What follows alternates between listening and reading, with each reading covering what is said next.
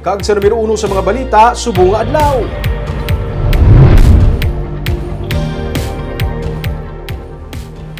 Presidential candidate Isko Moreno ang yari sa Negros Occidental para sa iyang kampanya.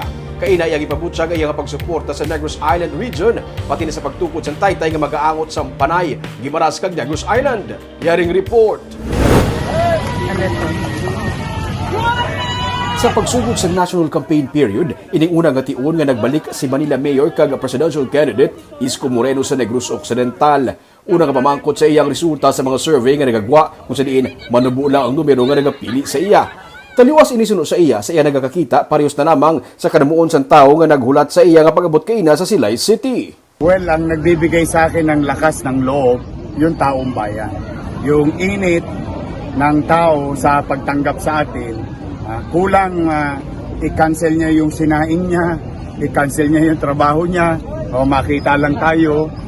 Tingin ko, that is the opposite of whatever numbers that they are showing to mind condition whoever they want to.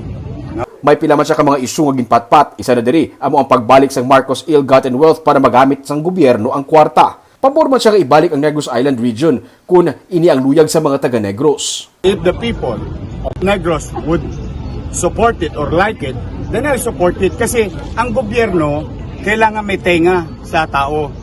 While it is true that you have some aspirations in leadership, but you have to listen to your people. Pati ang pagtukod sang taytay nga mag-aangot sang isla sang Panay, Guimaras kag Negros ang iyaman nga ginapaboran. Any roads for that matter and any bridges that connects islands of our country will bring more economic activity, more savings plus more business. So yes. Sili nga hapon, gindagsa si Yorme sa mga tao sa iyang pagbisita sa Bacolod City Government Center.